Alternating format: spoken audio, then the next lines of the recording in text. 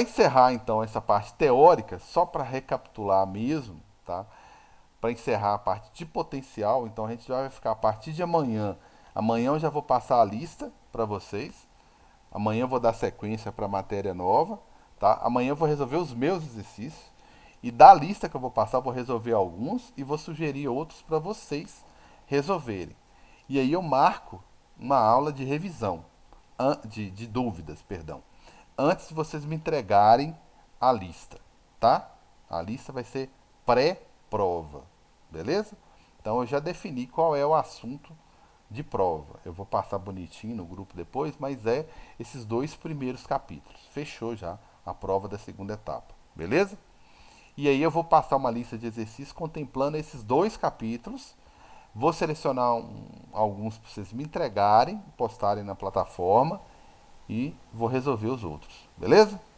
Então eu já falei de diferença de potencial. Essa fórmula eu vou pedir demais, eu vou cobrar demais essa fórmulazinha aqui, tá?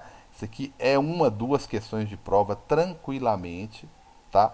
Por quê? Porque essa fórmula aqui, ela fala da energia, que é o trabalho, tá? Eu gosto de chamar de trabalho de W, tá?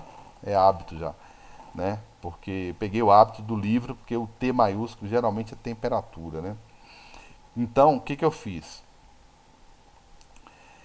O que que essa fórmula me diz? Me diz a energia necessária para sair do ponto A e ir até o ponto B. Qual a energia que eu gasto para transportar uma carga de A para B? Se eu calcular essa energia e ela der negativa, é porque eu estou contrariando o Qzinho, né? Se eu calcular essa energia, esse trabalho, e esse trabalho der positivo, é porque eu estou deixando a carga fazer o que ela quer, ela está movimentando espontaneamente, eu nem preciso interferir, beleza? Vamos pegar esse exemplo que está na tela? Se você pega essa carga, esse Qzinho positivo, abandona ele no ponto A, ele naturalmente vai para o B e vai até para mais longe, né? Mas ele vai de A para B tranquilamente, que já é a tendência dele, já é a vontade dele, que as cargas têm sinais contrários, beleza? Então, ótimo.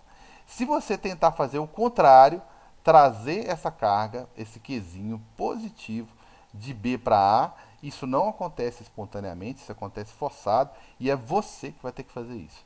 Porque se você colocar a carga aqui, ela não vai fazer isso sozinha. Beleza? Mas se colocar em A, ela vai fazer, ela vai para B sozinha. Mas de B para A, obviamente que ela não vai sozinha. Então eu vou cobrar muito isso aqui, ó, tá? Muita atenção, tá? Muita atenção. Beleza? Eu corrigi uma prova de uma turma ontem eu cobrei muito isso aqui, ó, e confundiram muito esse potencial. Esse potencial ele não é uma variação de potencial. Quando eu falo de variação, variação de temperatura. Temperatura final menos inicial, pronto, acabou. Não vai mudar. Mas isso aqui não é uma variação.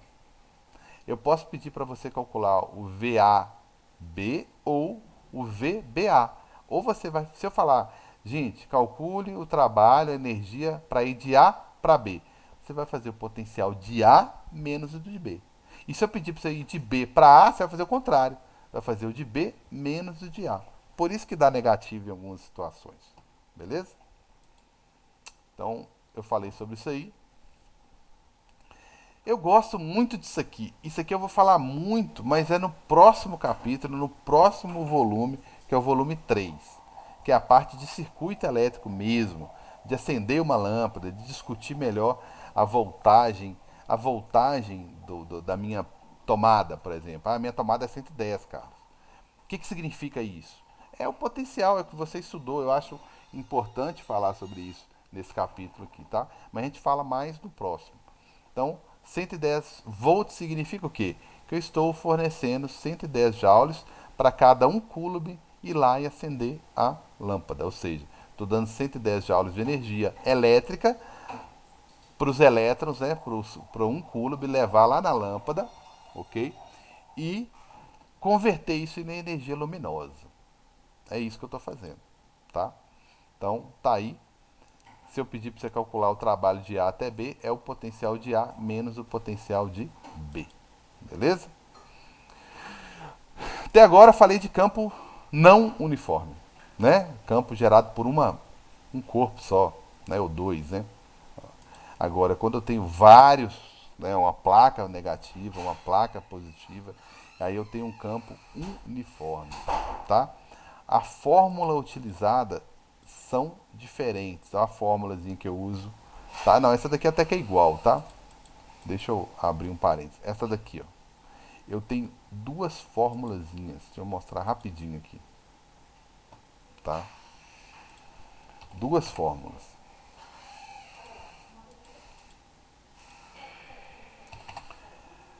Uma, quando o campo é uniforme, é essa daqui que você está vendo aqui, tá?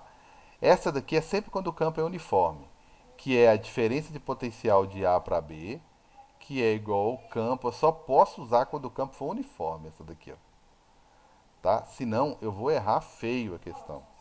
Carlos, mas eu tinha uma outra fórmula aqui para usar de campo e me dei mal, que era força sobre carga. Eu tinha um tanto de fórmula. O que mais tem fórmula aqui é isso. Até que esse aqui não dá erro não. Mas essa daqui de baixo eu só posso usar quando o campo é não uniforme. E uma parecida com ela que fala de potencial, só que não tem a distância ao quadrado, só quando o campo é não uniforme, tá? Então essas duas aqui é campo não uniforme, tá? O que mais tem é fórmula, beleza? Eu posso colocar o formulário na prova para vocês, tá? Não vejo problema nenhum em elétrica colocar o formulário em função da quantidade que nós temos de fórmula, tá? Porque o que eu vou mensurar aqui, o que eu vou medir aqui do segundo ano de vocês é o fato de saber aplicar a fórmula e reconhecer qual que eu uso em situações de campo não uniforme e situações de campo uniforme. Tá ok? Então, esses dois aqui, ó, tá? Eu tô falando em relação ao campo, beleza? Em relação ao campo, tá? Se o campo é uniforme ou não uniforme, tá certo? Opa. Então tá aí. Essa formulazinha é para isso, beleza?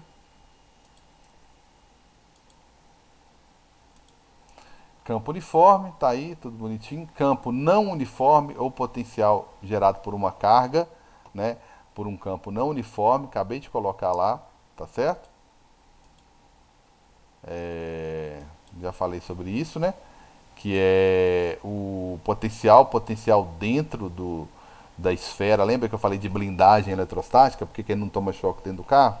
Porque, primeiro, que não existe campo elétrico dentro de uma esfera metálica ou uma estrutura metálica. Segundo, que o potencial dentro dela é constante, dentro. Mas depois que eu saio, olha só, como na situação aqui de baixo, aí o potencial já muda, beleza? Essa daqui é energia potencial elétrica. Ô, gente, isso aqui, ó, energia potencial elétrica. Isso aqui é o que a CEMIG tá te cobrando todo santo dia, tá? Por isso que eu falei que essa fórmula, ela é importante. E ela nada mais é do que essa primeira aqui, ó. Por isso que eu falei que a primeira é importante, ó. O que significa essa fórmulazinha aqui, ó? Potencial é igual a trabalho sobre quê? O que é trabalho? Trabalho é energia. Olha o que eles fizeram com essa fórmula. Tem fórmula demais, tem que tomar muito cuidado aí. O que eles fizeram com essa fórmula? Em vez de falar uma energia, trabalho é igual a energia, chamou de energia potencial elétrica. Chamou o trabalho de energia elétrica. Então, se você for olhar lá, potencial, essa fórmulazinha é exatamente isso aqui, ó, tá?